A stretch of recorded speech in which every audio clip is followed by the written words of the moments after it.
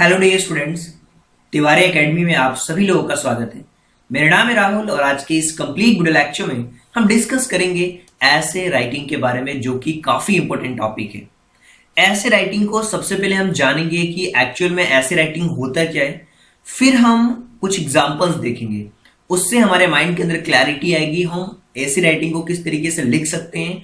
उन सारी चीजों को हम बहुत ही बारीक से देखने वाले हैं कुछ एग्जांपल्स के थ्रू। तो सबसे पहली चीज जो हमें समझनी है कि एक्चुअल में ऐसे राइटिंग का मतलब क्या होता है, उसकी मीनिंग क्या होती है।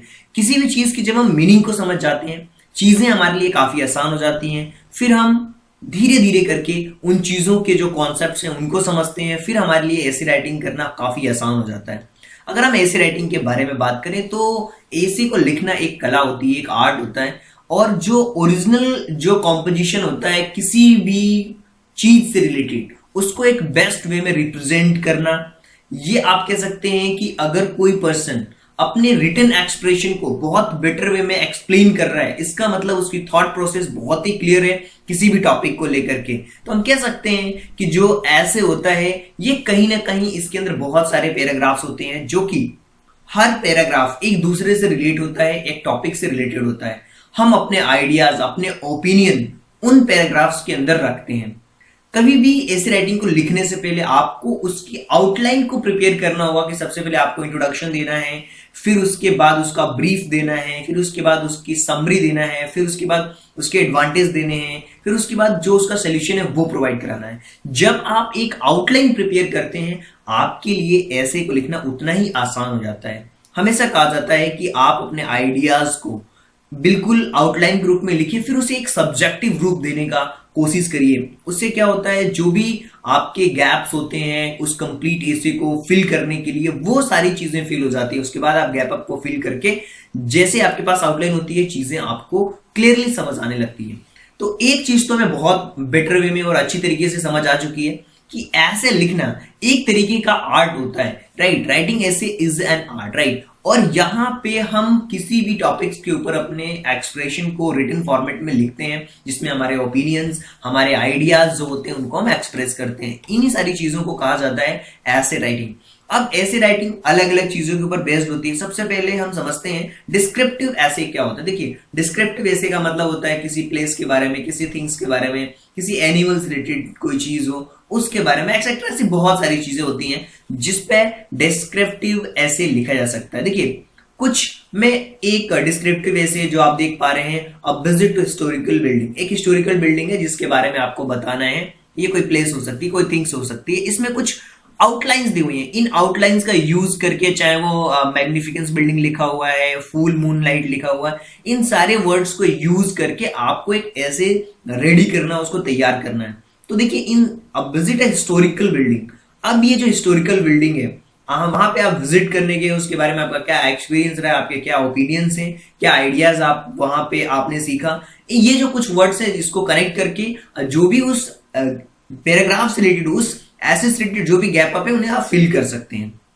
एक चीज मैं आपको बताना चाहूंगा, यहां से आपको आइडिया लगेगा कि कैसे आप ऐसे को लिखते हैं। बिल्कुल एक छोटे छोटे पैराग्राफ्स के अंदर, एक पैराग्राफ आपने लिखा, फिर उसके बाद दूसरा पैराग्राफ लिखा, फिर तीसरा पैराग्राफ लिखा, फिर आपका ऐसे कंप्लीट हो जाता है। देखिए, यहां से हमने स्टार्टिंग करी है ऐसे में। अगर आप ध्यान से देख पा रहे हैं, अगर इसकी मीनिंग को समझने की कोशिश करेंगे, during the summer vacation, summer vacation के दौरान और historical society arrange to visit Agra to see Taj Mahal. हमारी जो सोसाइटी है, जो हिस्टोरिकल सोसाइटी है, उन्होंने अरेंज किया कि हमें ताजमहल देखने चलना है। और tourist bus was got reserve.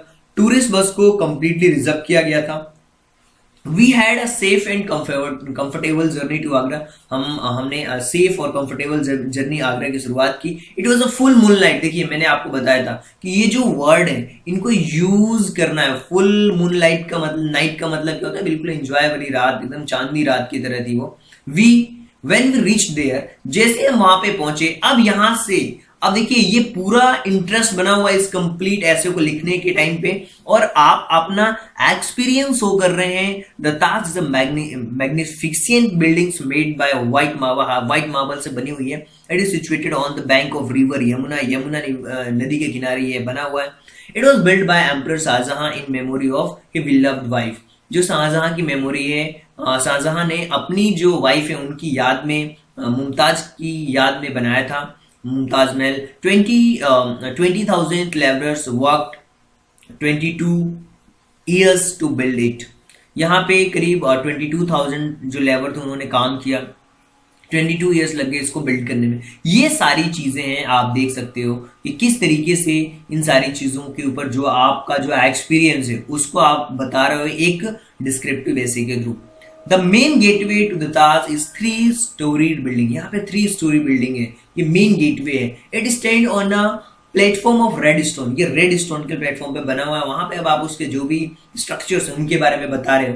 From there cues will lead to momentum. The causeway has water channel, वहां पे बिल्कुल वाटर चैनल है with a fountains of middle and double row of cypress tree either side. वहां पे Cyprus की tree भी है अगल बगल, आप देखोगे। तो ये सारी चीजें आप अपना एक्सपीरियंस बता रहे हो, किसमें, इस ऐसे के थ्रू बता रहे हो। तो ये जो सारा ऐसे था ये हमारा डिस्क्रिप्टिव ऐसे था।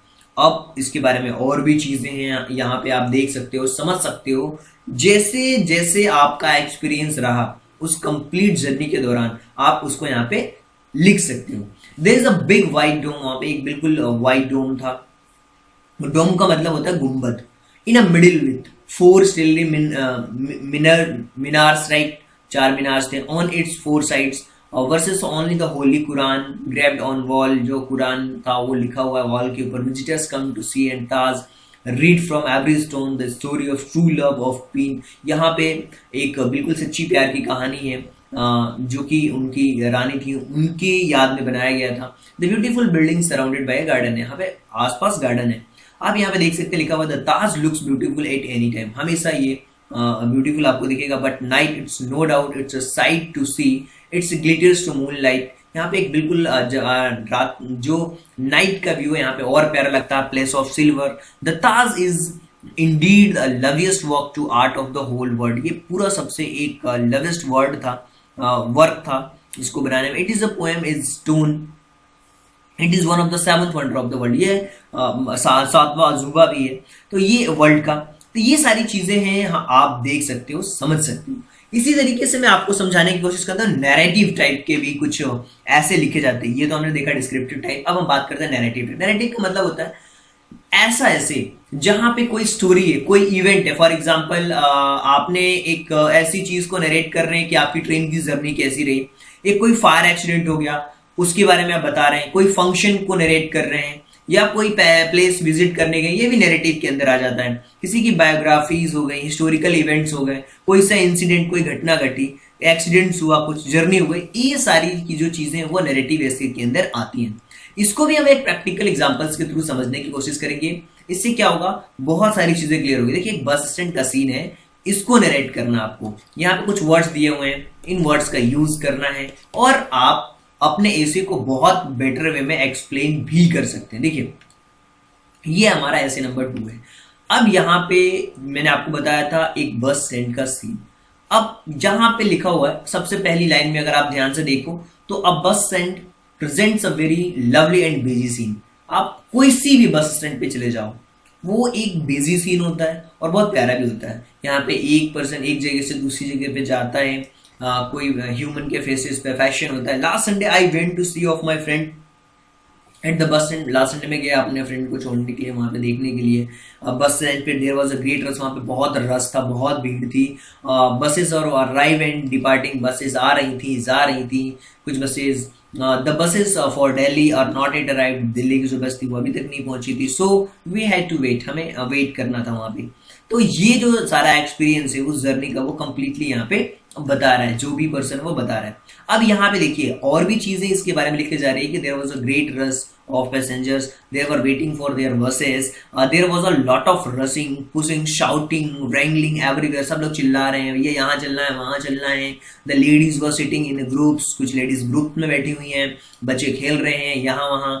वेंडर्स, हॉकर्स, वर्स, कुछ लोग न्यूज़पेपर बेच रहे हैं, कुछ लोग खाने की चीजें बेच रहे हैं। They were also shouting, वो चिल्ला भी रहे हैं, टॉप ऑफ देयर वॉइस, अपने बिल्कुल जोर शोरों से, भैया ये ले लो, वो ले लो, बहुत तरीके से चिल्ला रहे हैं। वो बिल्कुल सीन को जनरेट कर रहा है, ये एक तरीके का नैरेटिव हो रहा है, नैरेटिव बता रहा है। There was a rush, water tap, tea stalls, आप देखिए वहां पे पानी की नलों पे भीड़ था, टी स्टॉल्स पे भीड़ लगी हुई है, बुक स्टॉल्स पे भीड़ लगी हुई है। वी वेंट ऑन टी, हम टी स्टॉल पे गए, हमने चाय पी, वी बॉट 2 बुक्स, हमने बुक खरीदी 2 और कुछ टाइम पास किया। और ये जो बिल्कुल नरेशन है, नैरेटिव किया जा रहा है, बताया जा रहा है उस कंप्लीट जर्नी को, और यहाँ से आप बहुत सारी चीजों को सीख भी सकते हैं। देखिए यहाँ से मैं आपको बताता हूँ और भी कुछ चीजें हैं, आप एंड में लिख सकते हैं देयर वाज 2 लॉन्ग, क्यों वहाँ पे 2 कतारें लंबी लंबी थी बुकिंग विंडोज पे। सून एंड बस अराइव, जैसे हमारी bus I bought a ticket for my friend, मैंने अपनी दोस्त के लिए टिकट खरीदा। He boarded it the bus and got seat near the window, उन्होंने विंडो की सीट मिली। The driver took his seat, the conductor gave whistles and the bus started. I wish good bye to my friends, मैंने अपने दोस्त को good bye किया। अब ये जो था ये नैरेटिव था, कंप्लीट ऐसे हमारा नैरेटिव का ऐसे था। अब हम बात करेंगे रिफ्लेक्टिव ऐसे।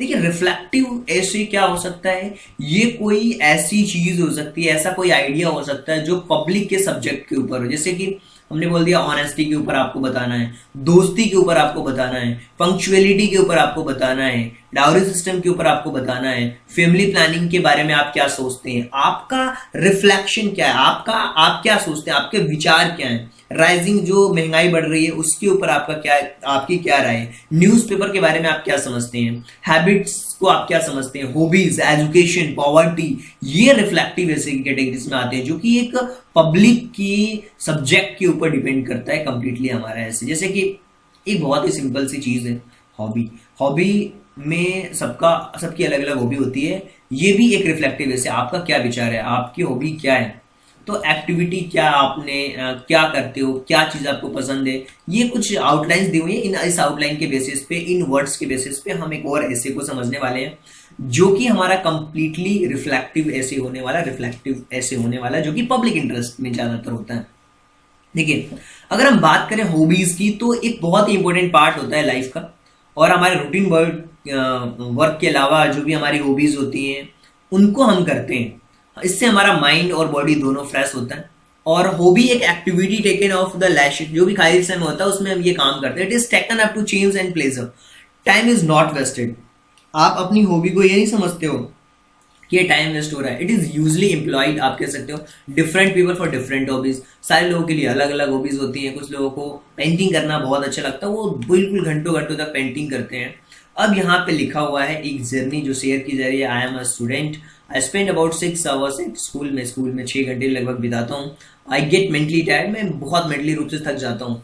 इन order to refresh myself, मैं अपने आप को रिफ्रेश करने के लिए मैं क्या करता हूँ, devote an hour gardening after returning from school. School से आने के बाद मैं क्या करता हूँ, गार्डन में जाता हूँ, गार्डनिंग करता हूँ। अब बहुत मुझे मजा आता है। There is a vacant plot of land, जो खाली जगह पड़ी हुई है प्लॉट की लैंड में, इन फ्रंट ऑफ माई, मेरे घर के बाहर और मेरे घर के सामने। It did not look beautiful, वो अच्छा नहीं दिख रहा था। There was started growing flowers, I was satisfied with result. मैंने क्या किया, वहां पे फूलों को उगाना चालू किया और इससे मैं बहुत सेटिस्फाइड हुआ। तो ये जो एसीज आप देख पा रहे हैं, और आप और भी चीज़ों को ऐड कर सकते हैं इसमें, जो भी आपकी हॉबीज है कि हाँ सबने मेरी प्रशंसा करी, this filled me a great enthusiasm, बहुत मुझे मजा आया, बहुत एनर्जी थी। प्लांटेड सम वेजिटेबल्स, कुछ फ्रूट्स, कुछ ट्रीज भी मैंने वहां पे उगाए। Now plot looks very beautiful, now जो प्लॉट खाली जगह था बहुत अच्छा दिखने लगा। There are flowers of different colours, green vegetables भी वहां पे हैं। There are very pleasing to eyes, अब मुझे अपने आंखों को देख करके बड़ा सुकून सा मिलता है कि मैंने अपने जो हॉबीज थी उसमें ये काम किया। I work in a plot daily, I water plant, मैं डेली पानी देता था प्लांट्स पे। The plot is divided into beds, right, वो जो प्लॉट्स थे वो बेड डिवाइड हो गए। I clear off rubbish my dry leaves, जो भी वहां पे झाड़ उग गई थी उनको मैंने साफ किया, जो पत्तियां थी। I feel proud when beautiful flower Bloom, जब फूल खिलना चालू हुए मुझे बहुत अच्छा लगा। I prepare banquet of flowers of my drawing room, मैंने ड्राइंग रूम के लिए एक पूरा बंच तैयार किया फूलों का। Many visitors have appreciated these flowers, बहुत सारे लोगों ने उस फ्लावर्स को एप्रिसिएट किया। I experience a sense of pride when the vegetables of my garden are cooked in kitchen, right, they were very tasty, were taste very nice to me, ये बहुत अच्छा था मेरे लिए, ये टेस्ट बहुत अच्छा लगा मुझे। तो ये सारी चीजें हैं, आप कह सकते हो कि the hobby is a lot of good, it's released my me from burden of study. जब भी मैं स्टडी से बोर फील करता हूँ, I study with refresh brain, मेरे माइंड रिफ्रेश हो जाता है, मैं रिफ्रेश ब्रेन के साथ स्टडी करता हूँ। More over it keeps me out mistake. I found this hobby very much worthwhile. ये मेरे लिए बहुत अच्छा साबित हुआ, बहुत ही वर्थवाइल था ये जो मेरी हॉबीज थी। आपने पूरा एक एक्सपीरियंस उसके अंदर डाल दिया, आपका ओपिनियन आपने डाला उसके ऊपर completely.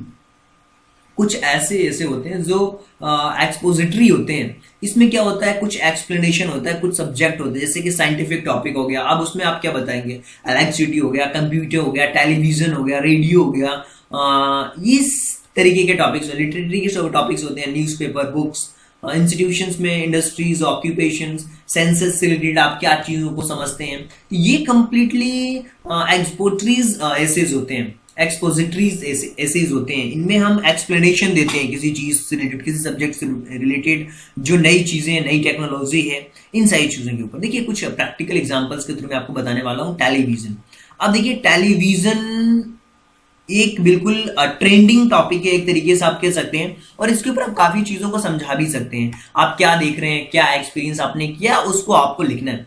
Television is a device with A small screen, एक स्मॉल स्क्रीन के साथ एक डिवाइस जिसका नाम टेलीविजन है। यहाँ पे आप प्रोग्राम्स देखते हो जो रिलेट करते हैं अलग अलग स्टेशन, सैटेलाइट्स से। और television wonderful gift of science to man, science ने इंसानों को एक बहुत अच्छा गिफ्ट दिया है जिसका नाम टेलीविजन है। It has become very common these days, आज के समय में बहुत कॉमन हो गया है, हर लोगों के पास मिल जाएगा। ग्रेटेस्ट वंडर ऑफ साइंस, ये वंडर ऑफ साइंस का एक ग्रेटेस्ट पार्ट है। It gives sound as well as picture, ये साउंड भी देता है, पिक्चर भी बहुत अच्छी प्रोवाइड करता है हमें। It provides entertainment in comfortable surrounding our, हमें क्या करता है, हमारे एरियाज में, हमारे आसपास में हमें एंटरटेनमेंट देता ही देता है। इसके अलावा हमें क्या करता है, ये हमारे घरों में एक कंफर्टेबल प्रदान करता है। हम सीरियल्स देखते हैं, पिक्चर्स देखते हैं, टेलीफिल्म्स देखते हैं, फिल्म, सॉन्ग्स, अदर जो एंटरटेनिंग प्रोग्राम्स होते हैं, उनको भी हम टेलीविजन के ऊपर ही देख पाते हैं। इसके अलावा टेलीविजन एक बहुत अच्छा माध्यम है सोर्स ऑफ नॉलेज का। We can know the latest news of India, हम इंडिया की अलग अलग न्यूज के बारे में जान सकते हैं, कंट्रीज के बारे में जानते हैं। जो गेम के लवर्स होते हैं वो गेम्स को देखते हैं, कुछ लोग गेम्स खेलते भी हैं। Often there direct telecast some games, कुछ गेम्स ऐसे होते हैं डायरेक्ट टेलीकास्ट भी होते हैं। तो टेलीविजन में बहुत सारी फैसिलिटीज हैं, उनके बाद आप उनके बारे में आप बहुत सारी चीजें लिख सकते हो।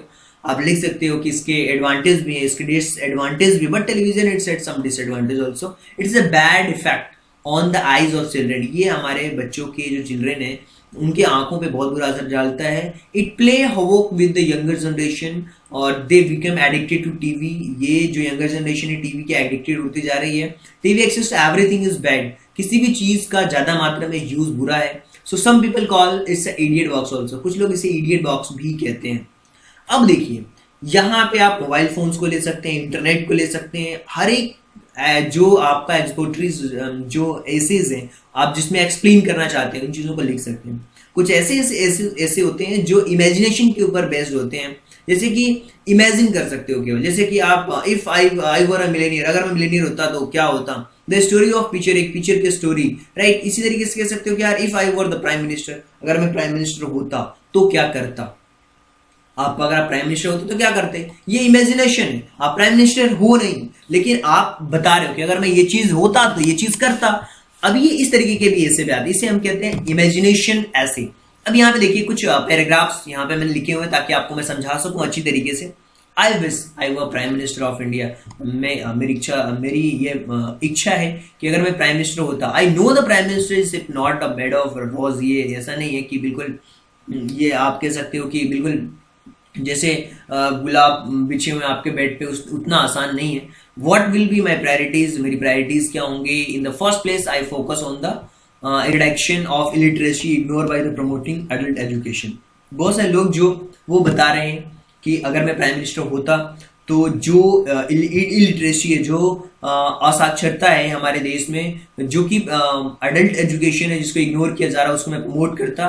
आई would then work on self sufficiency among the poor class of society, cotton industry पे काम करता, एम्प्लॉयमेंट स्कीम्स लाता, सेल्फ हेल्प प्रोग्राम्स करता। नेक्स्ट आई वुड वर्क, उसके बाद में वर्क करता रिडक्शन ऑफ डिसीजेस के ऊपर, जो कि वाटर सप्लाई जो जहां पे नहीं पहुंच पा रही हैं, ड्राई एरियाज, बेटर सैनिटेशन करता, साफ सफाई रखता, चाइल्ड्स एंड मदर केयर पे ध्यान देता, फूड सप्लाई पे ध्यान देता, गरीब लोगों की मदद करता, under nourished the medical facilities को और मतलब नरिश करके अच्छा बनाता, फ्री फ्री हॉस्पिटल्स और डिस्पेंसरीज होती हैं। I would make special provisions for person who physical and mental handicaps, जो लोग फिजिकली और मेंटली हैंडीकैप्स हैं उन लोगों के लिए स्पेशल प्रोविजन होता है। एंड फॉर होमलेस ऑल्सो, जो ऑर्फन चिल्ड्रेन हैं, जो अनाथ बच्चे हैं, उनके लिए भी मैं बहुत सारी चीजें करता। तो ये सारी चीजें हैं जो बता रहे हैं कि ये इमेजिनेशन की बातें हैं कि अगर मैं प्राइम मिनिस्टर होता तो ये काम करता।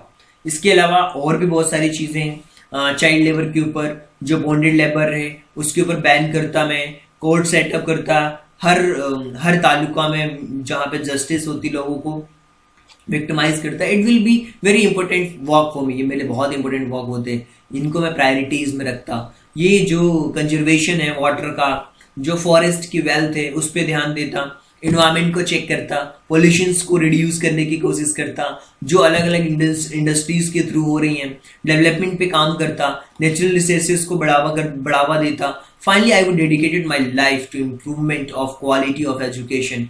मैं क्वालिटी एजुकेशन पे काम करता, उस पर फोकस करता, स्ट्रेस वोकेशनल पे फोकस करता, मोरल वैल्यूज एजुकेशन में एड करता, suited to present needs to individuals, communities and the nation. ये हमारे नेशन, कम्युनिटीज और हर एक इंसान के लिए मोरल एजुकेशन बहुत जरूरी है, with the aim of strengthening the national unity. मेरा एम होता देश को यूनिटी में बांध के रखने का। तो इतना प्यारा ऐसे आप इमेजिन करके लिख सकते हो, आप डिस्क्रिप्टिव ऐसे लिख सकते हो। अलग अलग कैटेगरीज मैंने आपको बताए, कुछ एग्जांपल्स भी बताए, और उम्मीद करता हूं कि इन सारे एग्जांपल से आपको एक ओवरऑल आइडिया लग चुका होगा कि किस तरीके से ऐसे होते हैं। आपको समझना है ये ऐसे किस कैटेगरी का है, उसके बाद आपको एक्शन लेना है कि आप ऐसे को किस तरीके से लिखते हैं, ये आपके ऊपर डिपेंड करता है। उम्मीद करता हूं कि ऐसे राइटिंग के बारे में काफी कुछ आपको आइडिया लगा होगा, देख करके समझ करके आप समझ पाए होंगे किस तरीके से एसेज लिखे जाते हैं। So thank you so much and thanks for giving your precious time at the last.